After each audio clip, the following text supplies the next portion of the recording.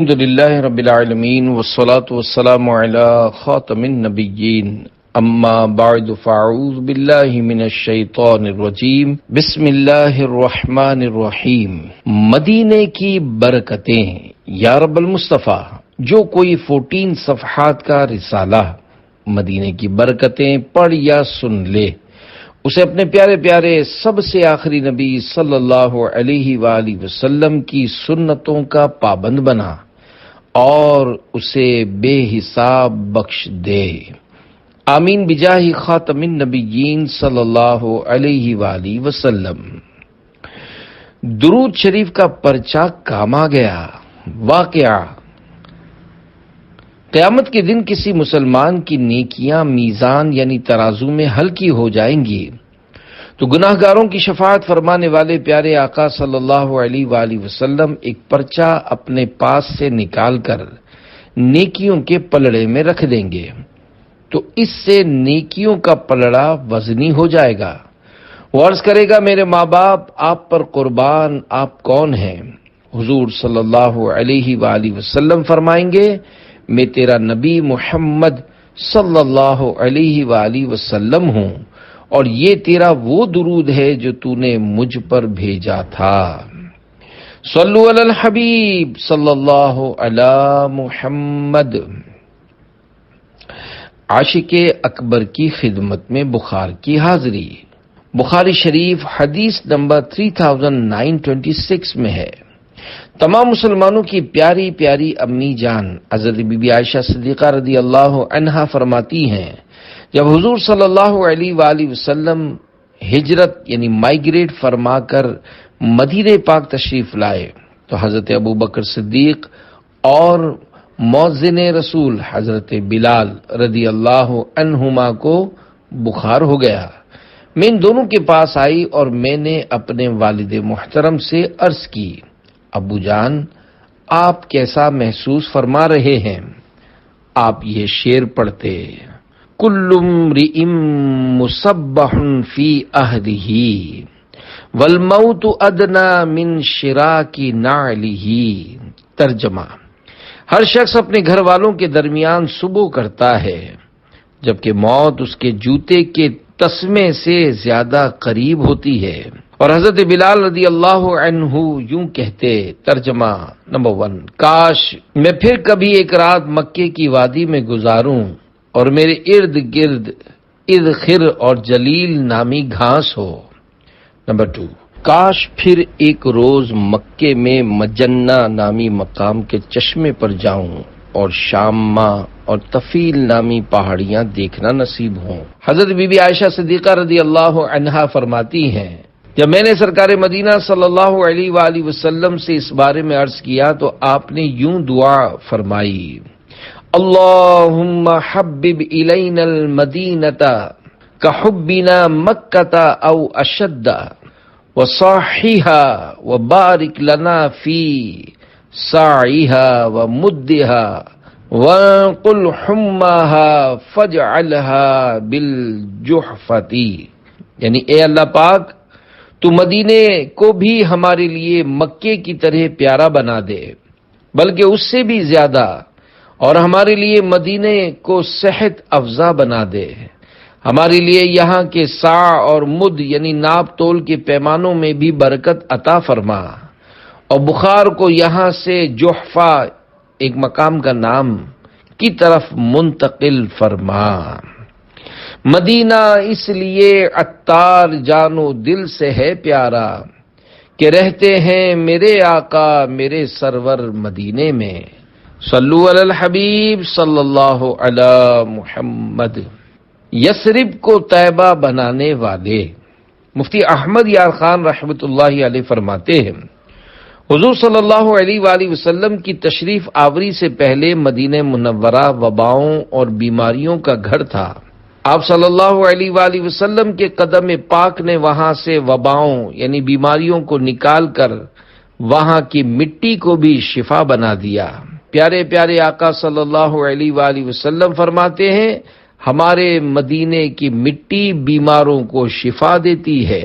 برادر اعلی حضرت مولانا حسن رضا خان رحمۃ اللہ علیہ فرماتے ہیں، نہ ہو آرام جس بیمار کو سارے زمانے سے، اٹھا لے جائے تھوڑی خاک ان کے آستانے سے۔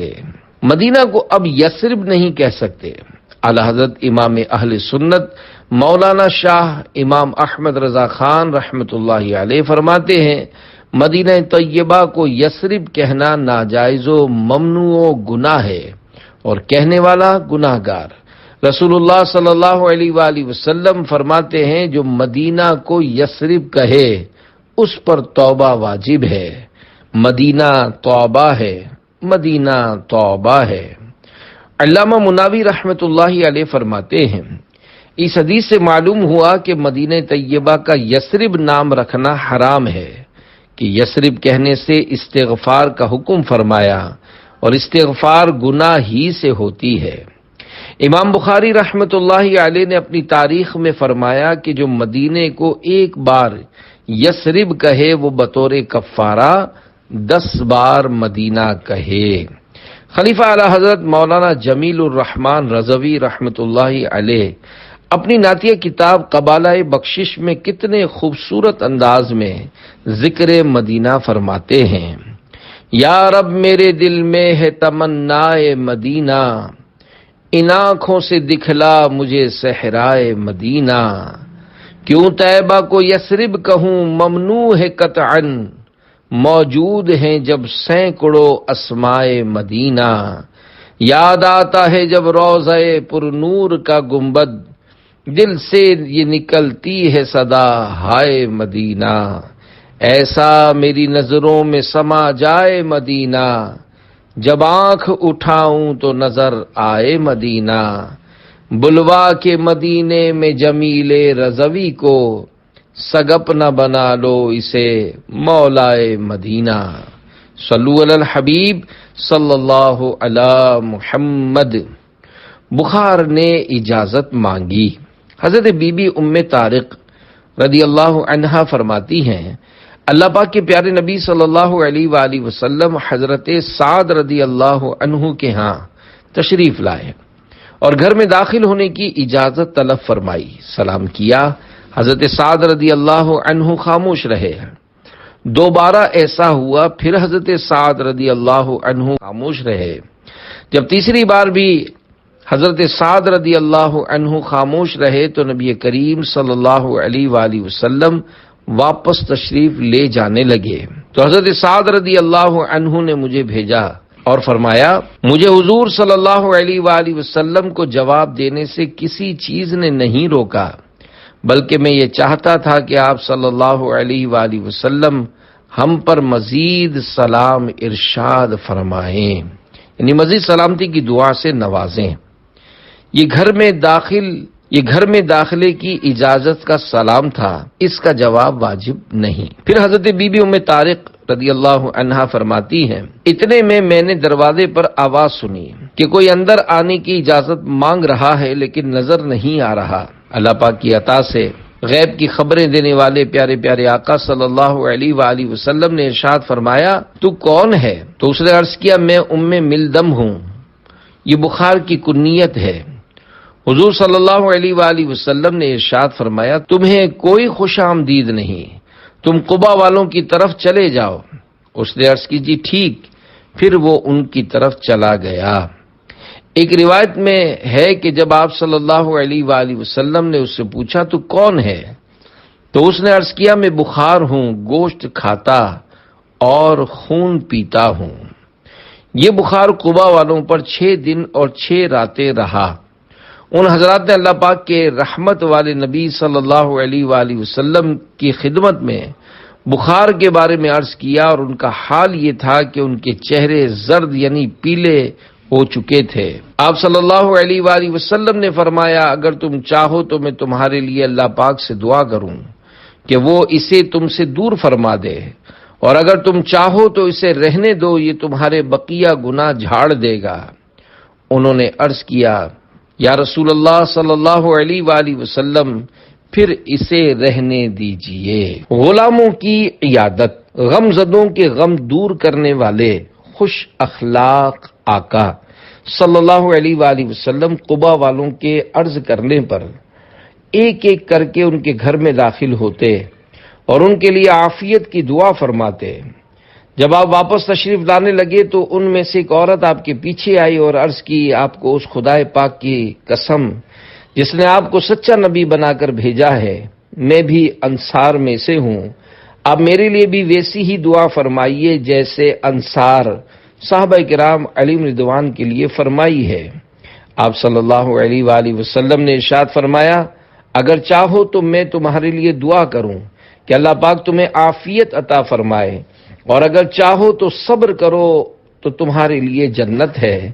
اس پر انہوں نے عرض کی، میں صبر کرتی ہوں اور میں جنت پر کسی شے کو ترجیح نہیں دیتی۔ اللہ رب العزت کی ان سب پر رحمت ہو اور ان کے صدقے ہماری بے حساب مغفرت ہو، آمین بجاہ خاتم النبیین صلی اللہ علیہ وآلہ وسلم۔ اجابت کا صحرا، عنایت کا جوڑا، دلہن بن کے نکلی دعائے محمد، اجابت نے جھک کر گلے سے لگایا، بڑھی ناز سے جب دعائے محمد، صلو علی الحبیب صلی اللہ علی محمد۔ غوث اعظم نے بخار کو بھگا دیا۔ اے عاشقان رسول، اللہ پاک نے ہمارے غوث اعظم حضرت شیخ عبد القادر جیلانی رحمۃ اللہ علیہ کو بے شمار کمالات سے نوازا ہے۔ چنانچہ آپ رحمۃ اللہ علیہ کی خدمت میں ابو المعالی احمد مظفر بن یوسف بغدادی حنبلی آئے اور کہنے لگے کہ میرے بیٹے محمد کو 15 مہینے سے بخار ہو رہا ہے۔ آپ رحمۃ اللہ علیہ نے فرمایا، جا کر اس کے کان میں کہہ دو، اے ام ملدم، یہ بخار کی کنیت ہے، تم سے عبد القادر رحمۃ اللہ علیہ فرماتے ہیں میرے بیٹے سے نکل جاؤ۔ انہوں نے کہا کہ جس طرح مجھے شیخ رحمۃ اللہ علیہ نے حکم دیا تھا میں نے اسی طرح کہا تو اس دن کے بعد کبھی بخار نہیں آیا۔ بارگاہ غوثیت مآب میں رہنے والوں نے ان سے 2 سال کے بعد بچے کے بخار کے بارے میں پوچھا تو بتایا کہ اس دن سے بخار کبھی لوٹ کر نہ آیا۔ وَرَفَعْنَا لَكَ ذِكْرَكَ کا ہے سایہ تجھ پر، بول بالا ہے تیرا، ذکر ہے اونچا تیرا۔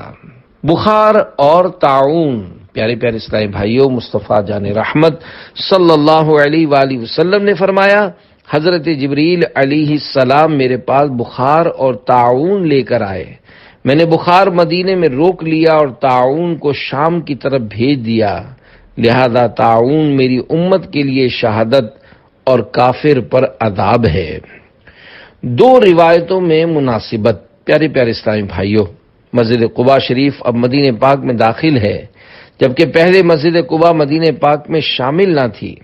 اوپر بیان کی گئی حدیث پاک اور اس روایت میں مناسبت بیان کرتے ہوئے حضرت علامہ جلال الدین سیوطی شافعی رحمۃ اللہ علیہ لکھتے ہیں، ایک روایت میں ہے کہ بخار کو مدینے سے قباء کی طرف بھیج دیا، اور دوسری روایت میں ہے کہ بخار کو مدینے میں روک لیا۔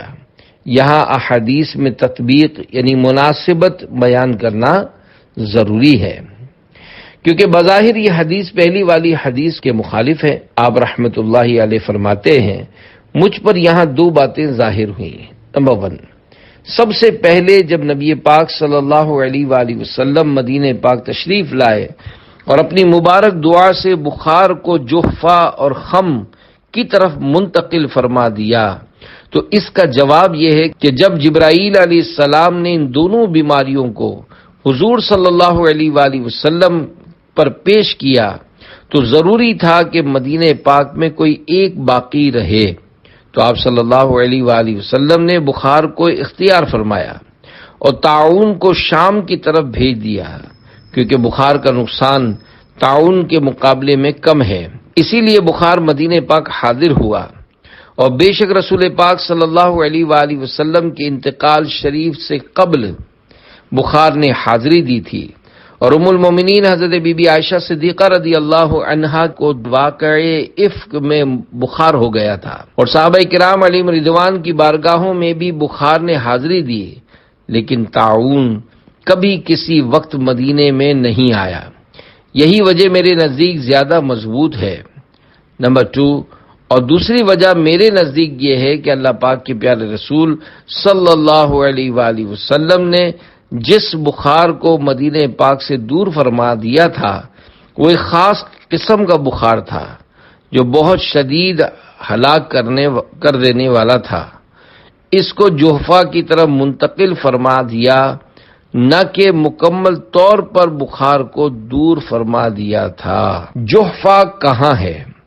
حضرت علامہ علی قاری رحمت اللہ علیہ فرماتے ہیں جحفہ مکہ و مدینہ کے درمیان شام کی جانب ہے۔ جحفہ کے معنی ہے سیلاب کا بہاؤ۔ یہاں ایک دفعہ زبردست سیلاب آیا تھا، اس لیے جحفہ نام ہوا۔ اصلی نام ماہیعہ ہے، اسے ماہیعہ نامی ایک شخص نے آباد کیا تھا۔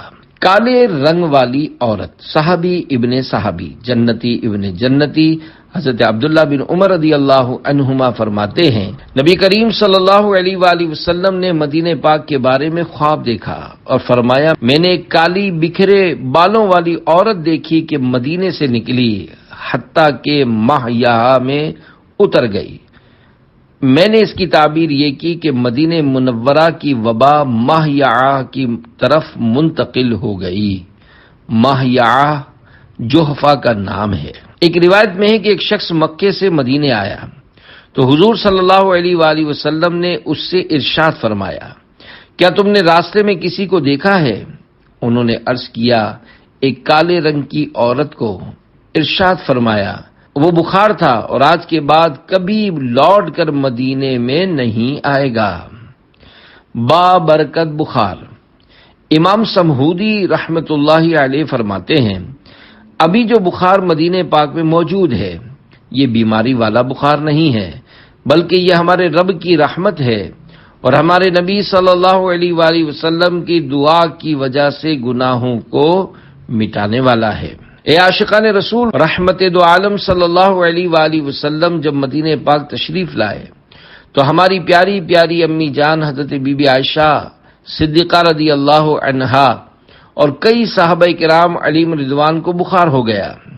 سردار مکہ مکرمہ سرکار مدینہ منورہ صلی اللہ علیہ وآلہ وسلم کی مبارک دعا کا یہ اثر ہوا کہ آج پورے عرب شریف بلکہ یوں کہیے کہ پوری دنیا میں آب و ہوا سمیت ہر طرح سے مدینہ منورہ بہترین جگہ ہے، بلکہ یہاں کی تو مٹی میں بھی شفا و برکت ہے۔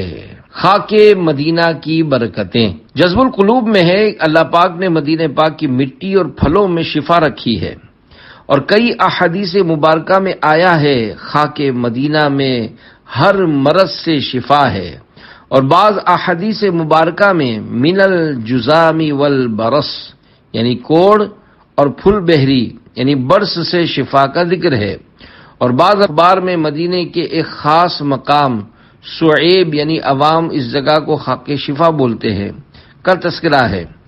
بعض روایت میں ہے کہ سرکار مدینہ صلی اللہ علیہ وآلہ وسلم نے بعض صحابہ کو حکم فرمایا کہ وہ اس خاک سے بخار کا علاج کریں۔ بزرگوں سے اس خاص مقام سعیب کی خاک مبارک سے علاج کی حکایات بھی ملتی ہیں۔ امام ابن بطال رحمت اللہ علیہ فرماتے ہیں جو مدینہ پاک میں رہے وہ اس کی مٹی اور باغات میں ایسی خوشبو پائے گا جو اس کے علاوہ اور کہیں نہیں ہوتی۔ کوڑیوں کے لیے کوڑ دور، اچھا چنگا وہ خاصا بھلا کر چلے۔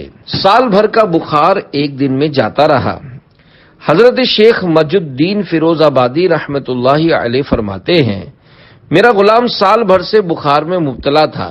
میں نے مقام سعیب یعنی خاک شفا سے خاک مدینہ لی اور پانی میں تھوڑی سی گھول کر پلائی، الحمدللہ اسی دن شفا یاب ہو گیا۔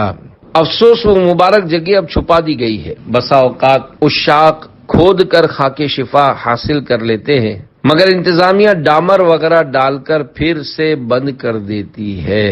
اے خاک مدینہ تیرا کہنا کیا ہے، تجھے قرب شاہ مدینہ ملا ہے، شرف مصطفیٰ کے قدم چومنے کا، تجھے بارہا خاک طیبہ ملا ہے، معطر ہے کتنی تو خاک مدینہ، کہ خوشبوؤں سے ذرہ ذرہ بسا ہے۔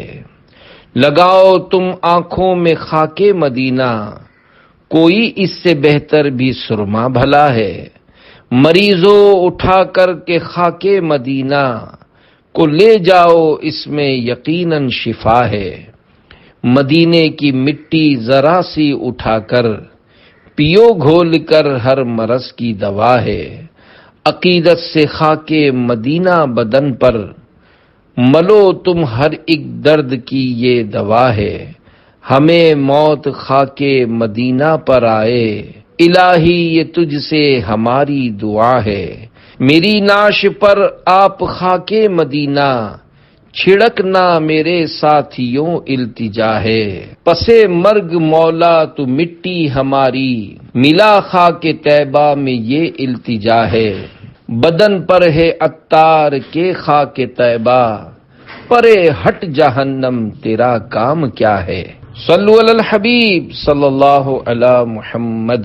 پیارے پیارے اسلامی بھائیوں، اللہ پاک کے آخری نبی صلی اللہ علیہ وآلہ وسلم کی برکت سے مدینہ شریف بابرکت بنا، یہاں کا مہلک بخار دور ہوا اور یہ شہر سلامتی والا شہر بنا۔ البتہ عمومی بخار و بیماری کو مدینے میں رہنے دیا، کیونکہ یہ اللہ پاک کی رحمت سے گناہ مٹاتے اور درجات میں اضافہ کرتے ہیں۔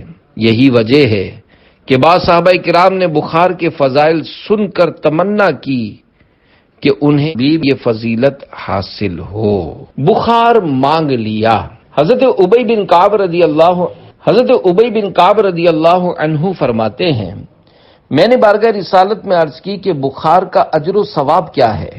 ارشاد فرمایا، جب تک بخار میں مبتلا شخص کے پاؤں لڑکھڑاتے رہتے ہیں اور وہ پسینے میں شرابور رہتا ہے، اسے نیکیاں ملتی رہتی ہیں۔ یہ سن کر میں نے بارگاہ الہی میں دعا کی ہے، پروردگار میں تجھ سے ایسے بخار کا سوال کرتا ہوں جو مجھے تیری راہ میں جہاد کرنے، تیرے گھر کا حج کرنے اور نماز با جماعت کے لیے مسجد نبوی میں جانے سے رکاوٹ نہ بنے۔ راوی کہتے ہیں، آپ رضی اللہ عنہ کی یہ دعا ایسی مقبول ہوئی کہ اس کے بعد آپ رضی اللہ عنہ کو ہر وقت بخار ہی رہتا تھا۔ ہمیشہ بخار میں رہنے کی دعا۔ جب رسول کریم صلی اللہ علیہ وآلہ وسلم نے یہ ارشاد فرمایا بخار گناہوں کا کفارہ ہے، تو حضرت زید بن ثابت رضی اللہ عنہ نے ہمیشہ بخار میں رہنے کی دعا کی۔ چنانچہ انتقال فرمانے تک آپ رضی اللہ عنہ پر بخار کی کیفیت طاری رہی۔ چند انصاری صحابہ کرام علیہم رضوان نے بھی یہی دعا کی تو ان پر بھی انتقال فرمانے تک بخار کی کیفیت طاری رہی۔ اللہ رب العزت کی ان سب پر رحمت ہو اور ان کے صدقے ہماری بے حساب مغفرت ہو، آمین بجاہ خاتم النبیین صلی اللہ علیہ وآلہ وسلم۔ بخار اور سر درد کا ثواب۔ فرمان مصطفیٰ صلی اللہ علیہ وآلہ وسلم ہے، ایک شخص کو درد سر اور بخار ہوتا ہے اور اس کے گناہ احد پہاڑ جتنے ہوتے ہیں، پھر جب یہ اس سے جدا ہوتے ہیں تو اس کے گناہوں میں سے ایک ذرہ بھی باقی نہیں ہوتا۔ حکیم الامت مفتی احمد یار خان رحمت اللہ علیہ فرماتے ہیں، دیگر بیماریاں ایک یا دو عضو کو ہوتی ہیں، مگر بخار سر سے پاؤں تک ہر رگ میں اثر کرتا ہے، لہذا یہ سارے جسم کی خطاؤں اور گناہوں کو معاف کرائے گا۔ ایک روایت میں ہے، بندہ مومن بیماری میں مبتلا رہتا ہے یہاں تک کہ یہ بیماری اسے گناہوں سے پاک کر دیتی ہے۔ پسندیدہ درد۔ حضرت ابو ہریرہ رضی اللہ عنہ نے ارشاد فرمایا، مجھے بخار کے درد سے زیادہ کوئی درد پسندیدہ نہیں، کیونکہ یہ آدمی کے ہر جوڑ میں داخل ہوتا ہے، اور بے شک اللہ پاک اس کا اجر جسم کے ہر عضو کو اس کے درد کی مقدار برابر عطا فرماتا ہے۔ 10 دن بخار میں رہنے والے کی شان۔ ایک اور روایت میں ہے کہ جس کو 3 رات بخار رہا، وہ گناہوں سے ایسا نکل گیا جیسا جس دن اپنی ماں کے پیٹ سے نکلا تھا، اور جس کو 10 دن بخار رہا تو آسمان سے اعلان کیا جاتا ہے، بے شک تیرے پچھلے گناہوں کو بخش دیا گیا، اپنا عمل دوبارہ شروع کر۔ غوث پاک کا مرید بننے میں دیر نہ کریں۔ چند سال پہلے کا واقعہ ہے۔ ایک نوجوان عاشقان رسول کی دینی تحریک دعوت اسلامی کے دینی ماحول سے وابستہ ہو گیا۔ چند دن بعد اس کی شادی تھی کہ اسے بخار نے آ لیا۔ بہرحال جیسے تیسے شادی ہو گئی۔ ولیمے کی تقریب میں بھی وہ بیچارہ بیمار ہی تھا۔ شادی کے 5 یا 7 دن کے بعد قضائے الہی سے اس کا انتقال ہو گیا۔ اس وقت مدنی چینل نہیں تھا۔ امیر اہل سنت کے آڈیو بیانات کی کیسٹیں مکتبۃ المدینہ پر ہدیۃً دستیاب ہوتی تھیں۔ وہ نوجوان امیر اہل سنت کے بیانات بکثرت سنا کرتا اور آخری وقت میں بھی امیر اہل سنت کا بیان چلاتا تھا۔ امیر اہل سنت اس کے گھر والوں سے تعزیت کے لیے تشریف لے گئے تو گھر کے افراد نے بتایا کہ یہ آپ کا بیان بار بار سنتا اور آپ کے ذریعے حضور غوث پاک شیخ عبد القادر جیلانی رحمۃ اللہ علیہ کا مرید ہونے کے لیے پکارتا رہا۔ پھر کلمہ و استغفار اور توبہ کر کے اس نے دم توڑ دیا۔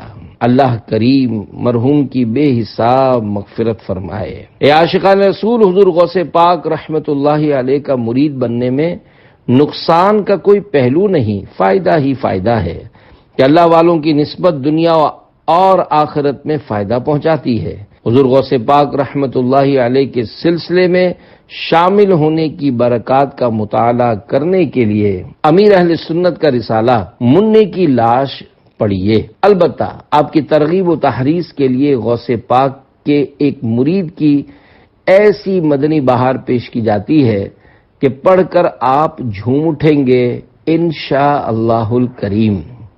غوث و رضا کے دیوانے کی مدنی بہار۔ لانڈھی کراچی پاکستان کے علاقے میں غوث پاک کا ایک دیوانہ رہا کرتا تھا جس کا نام غلام نبی قادری تھا۔ وہ مسلک اعلیٰ حضرت غوث پاک رحمۃ اللہ علیہ کی نسبت پر بڑا مضبوط تھا۔ ایک بار لانڈھی میں امیر اہل سنت دامت برکاتہم العالیہ کے سنتوں بھرے بیان کے سلسلے میں اجتماع تھا۔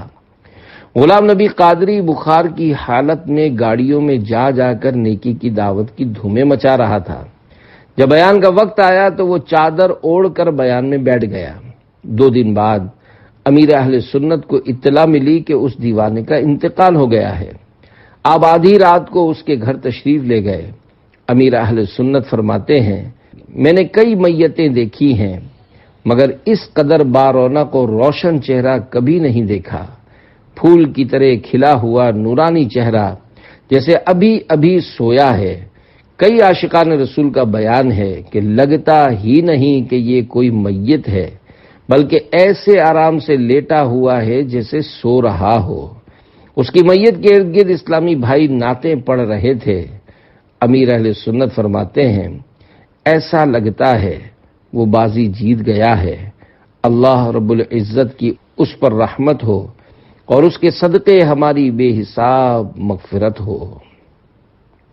تمہیں لطف آ جائے گا زندگی کا، قریب آ کے دیکھو ذرا مدنی ماحول، سنور جائے گی آخرت انشاءاللہ، تم اپنائے رکھو صدا مدنی ماحول۔ صلو علی الحبیب صلی اللہ علی محمد صلی اللہ علیہ وآلہ وسلم۔ فرمان آخری نبی صلی اللہ علیہ وآلہ وسلم، مجھے ایک ایسی بستی کی طرف ہجرت کا حکم ہوا جو تمام بستیوں کو کھا جائے گی، یعنی سب پر غالب آئے گی۔ لوگ اسے یثرب کہتے ہیں اور وہ مدینہ ہے۔ یہ بستی لوگوں کو اس طرح پاک و صاف کرے گی جیسے بھٹی لوہے کے میل کو۔